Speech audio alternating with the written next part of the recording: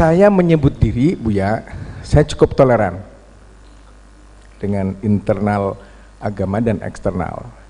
Tapi pada saat harus membumikan konsep, kita harus meyakini agama kita benar, tapi dalam nafas yang sama kita harus menghargai orang lain yang meyakini agama mereka benar menurut mereka.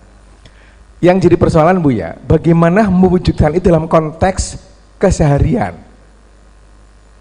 itu, ya. Karena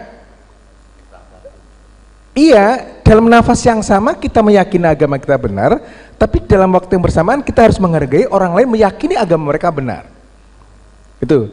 Yang kedua, saya termasuk orang yang meyakini, Buya, bahwa apapun firman Allah yang muhkamat, bukan yang mutasyabihat, yang muhkamat itu ada rahasia, ada hikmah yang kita nggak tahu rahasia apa. Yang barusan Buya sampaikan itu kan jelas ya di dalam teks Al-Qur'annya.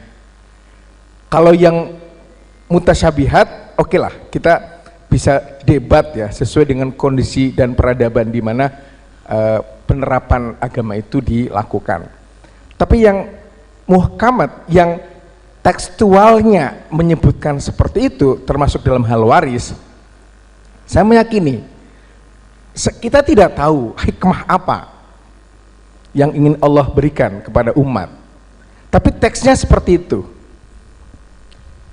Dari kecil saya dipahamkan, barangkali kita belum sampai pemikiran untuk menerima hikmah yang terkandung di dalam ayat-ayat yang muhkamat itu, sehingga kemudian terjadi perdebatan bahwa dalam proses pemikiran agama untuk kemudian diterapkan secara nyaman dan merasa sesuai dengan passion kita, memang dimungkinkan terjadi diskusi perdebatan. Tetapi itu tadi, Buya, saya ingin memperoleh semacam, mungkin bukan argumentasi ya, tapi penjelasan bahwa ayat-ayat yang muhkamat itu memungkinkan. Karena dulu pernah kan, kalau nggak salah Munawir Sazali kalau nggak salah, yang pernah kita harus merevitalisasi hukum Islam termasuk waris. Tapi kemudian sebagian besar ulama nggak usahlah hal-hal yang sudah muhkamat. Kalau yang mutasyabihat atau yang masih interpretatif bolehlah. Misalnya la mastumun nisa, itu terjadi. Tapi kalau yang muhkamat yang sudah jelas, kita nggak usah berdebat karena itu bisa memicu secara internal semakin terjadi fikroh dan sebagainya lah. Bagaimana itu, Buya? Terima kasih. Assalamualaikum warahmatullahi wabarakatuh. Waalaikumsalam. Terima kasih Pak Dr. Ahmad Hussein. Buya, silakan. Saya ingin menjawab yang kedua dulu dah. Mereka ketika menafsirkan Al-Quran dan hadis itu abad kedua Hijriah, belum ada ilmu pengetahuan, belum didukung oleh sains teknologi, hanya mengandalkan imajinasi. Betul enggak? Masih, bahkan yang mereka kumpulkan itu enggak ada namanya referensi yang bersifat apakah artefak, apa prasasti, enggak ada. Hanya mengumpulkan katanya. Itu peradabannya kan seperti itu, ya kan? Sehingga membagi-bagi ada qoti, ada mutasyabih sebagainya. Dari mana mereka membagi-bagi semacam itu? Namanya bahasa, huruf, kalimat, kata itu hanyalah simbol-simbol vibrasi dari suatu suara yang maknanya tidak ada yang pasti. Semua kata tidak punya makna pasti kecuali kalimatnya yang sempurna.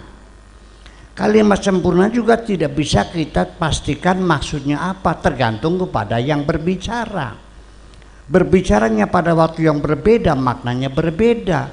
Berbicara di tempat yang berbeda, maknanya berbeda. Yang berbicara berbeda, yang berbeda. Yang diajak berbicara adalah juga berbeda, ya berbeda juga. Mereka belum belajar sosiolinguistik, belum belajar psikolinguistik, nggak belajar antrolinguistik. Mereka hanya kalimat-kalimat saja. Makanya ya begitulah, ya sudah kita warisan itu juga sudah hebat lah, saya cuma jempol. Ya pada zaman itu orang bisa berpikir begitu. Nah, nggak ada kalimat, ya semuanya itu tidak bisa dikatakan qat'i. Mana yang qat'i? Coba sekarang saya nanya, duduk mananya apa? Kalimatnya duduk. Nggak jelas kok. Kalau Hasan duduk di kursi, itu bokongnya Hasan nempel di kursi. Itu maknanya kan? Kalau Belanda menduduki Indonesia, bokongnya di mana nempelnya? Kartu penduduk, kartu bokong gitu. Seorang pengacara bertanya, bagaimana duduk perkaranya? Mana bokong perkaranya gitu? Terduduk artinya terbokong gitu. Kedudukan jadi kebokongan. Nggak ada artinya. Nah, kalaupun dalam kalimat sempurna, belum tentu maksudnya itu. Ya nanya, ya banyak ngomong dong, maksudnya apa? Minta penjelasan. Kita jangan menafsirkan sendiri. Betul nggak? Santri saya yang paling saya cintai karena rajin dan sebagainya nanya, Buya kalau saya besok begitu-begitu gimana ya? Ya terserah kamu lah. Ya kan? Sekali lagi anak santri yang paling nakal, paling bandel nanya juga bagaimana kalau saya besok begitu-begitu? Ya terserah kamu. Sama gak terserah kamu? Kalau yang saya cintai terserah kamu artinya yufidu ma'nal muntahar ridha. Artinya apapun yang kau lakukan aku pasti senang. Silakan kau bebas memilih karena aku pasti senang. Kalau yang kedua nggak ngurusin kamu, mau mampus lu. Saya yang menentukan. Nah sekarang kalau Nabi ngomong, kepada siapa pertanyaannya? Sudah meninggal kok. Nah kalau Allah yang ngomong, bagaimana nih menanya? Bisa nggak cara bertanya kepada Allah? Nah, ini persoalan juga. Nanti kita bahas belakangan. Allah bisa ditanya nggak sih? Nah itu persoalannya. Ya, banyak umat Islam yang meyakini Tuhan tidak bisa ditanya. Nanyanya gimana katanya? Ya kamu yakin nggak Allah ada? Itu masih perlu dipertimbangkan. Jadi nggak ada namanya ya semuanya depend on. Berbicaranya tempatnya berbeda, maknanya berbeda enggak? Kalau Pak Andi punya utang sama saya, nagihnya di sini marah nggak Pak? Marah nggak? Kalau nagihnya di rumah baik-baik marah nggak? Tempat juga berbeda. Yang diajak berbeda juga, bahasa Nabi juga berbeda juga. Jadi istilah qat itu sudah selesai itu. Qad intaha, sudah selesai masalah itu. Seperti nasakh, mansukh dan sebagainya itu. Sekarang begini.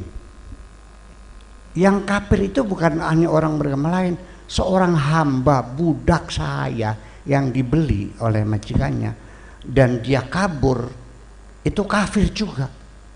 Al-abdul abiqu kafirun hatta ya'uda ila sayyidihi.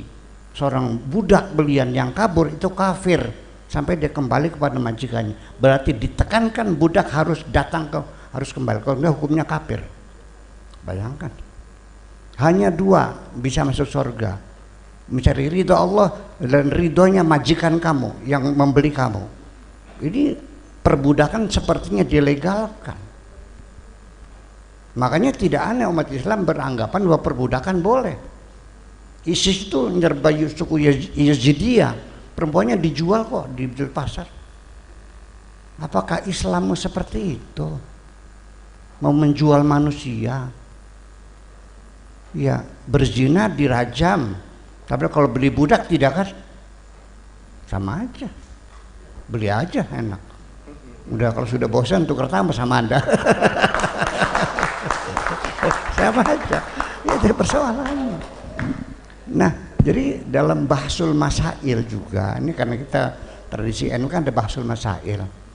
Jadi saya ketua bahsul masail Nahjul Maram di Indramayu, ya, Subang, Cirebon, Indramayu itu saya ketuanya bahsul masailnya. Masih banyak kiai yang mengatakan perbudakan itu legal dan benar dan sah. Abraham Lincoln tidak sah memberikan perbudakan. Jadi Islam memperbolehkan perbudakan. Aneh juga. Ya karena tidak ada hadis, tidak ada Al-Quran yang mengharamkan perbudakan. Di mana qat'inya coba? Ada nggak ayat melarang? Nggak ada. Hadis nggak ada. Ya benar sah. Tapi kita harus tahu yang tidak tertulis itu yang lebih menentukan. Jadi perbudakan itu ketika di Saudi Arabia tahun 1960 menyatakan bebas perbudakan, para majikan yang punya budak harus dimerdekakan tanpa imbalan. Di demo Raja Saudi ini. Padahal Saudi itu memerdekakan itu atas desakan Amerika. Kalau tidak akan dibantu ekonominya dan persenjataannya. Di demo oleh ulamanya, negara kafir tauhid mengharamkan perbudakan yang Allah tidak melarangnya. Jadi Islam memperbolehkan perbudakan. Itu yang mereka yakini. Itu mereka yakin karena nasnya nggak ada nasnya. Tetapi pembebasan perbudakan itu sudah dimasuk dalam agenda Kanjeng Nabi Muhammad. Perbudakan tidak manusia.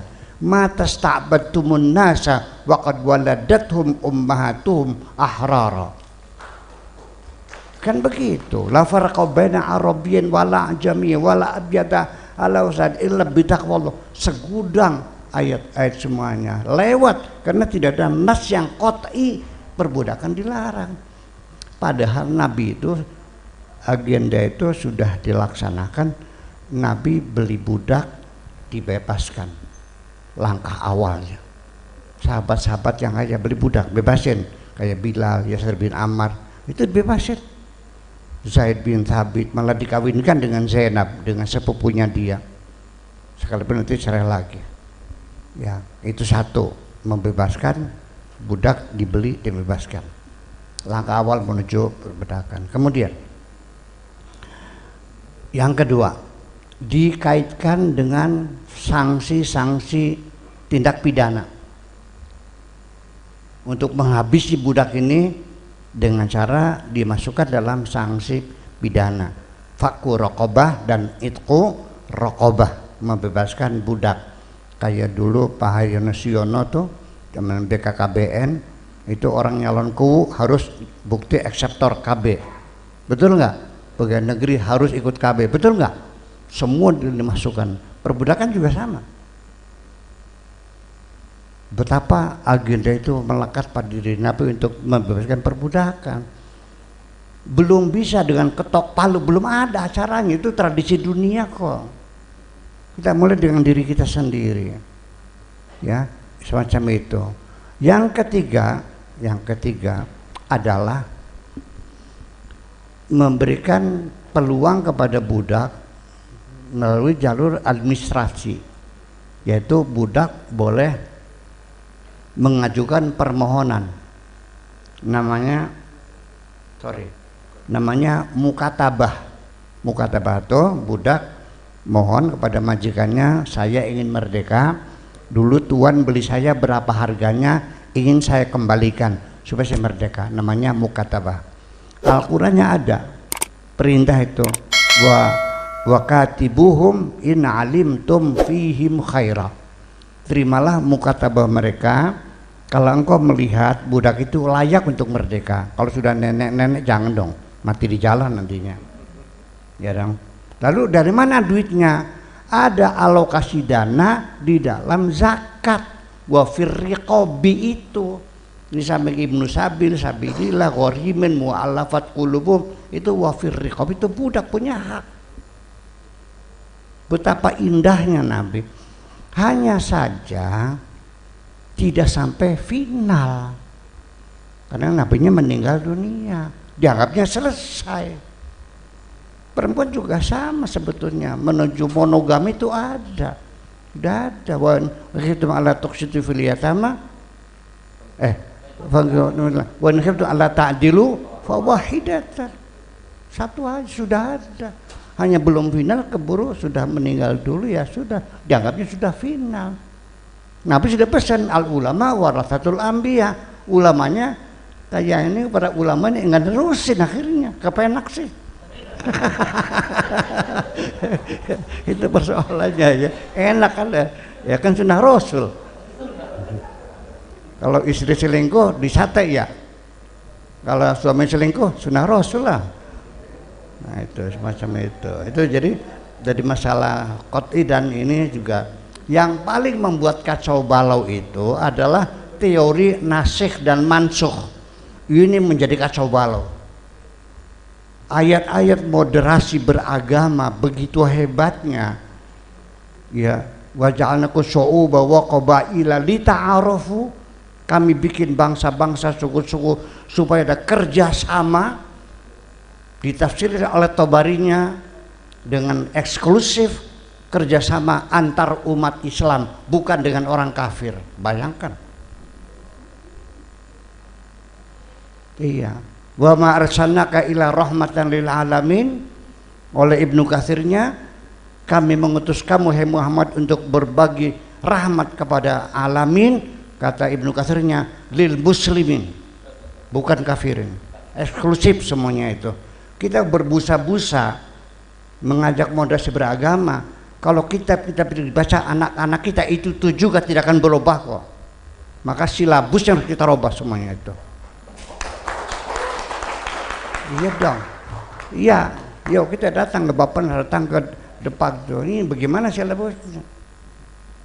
Ya, anak-anak kita yang baca. Haram, nggak boleh menjawab waalaikumsalam pada orang kafir yang bilang assalamualaikum tuh gitu. Kok cokak banget sih, masa orang assalamualaikum boleh dijawab? Itu kan kesombongan, eksklusivisme. Ya, jadi akhirnya ya seperti itu. Itu yang kedua. Yang pertama apa tadi itu pertanyaan yang pertama tuh? Yang pertama mungkin pragmatisnya ya Pak Husain yang tadi melihat sisi pragmatis, implementasinya, toleransi dalam konteks bermasyarakat. Begini aja dah. Anda punya istri cantik kan? Betul nggak? Agama ibaratnya istri lah. Anda yakin istri Anda paling cantik, betul kan? Ya sudah, silakan, tidak ada masalah kok. Ini istriku paling cantik, silakan Anda yakin.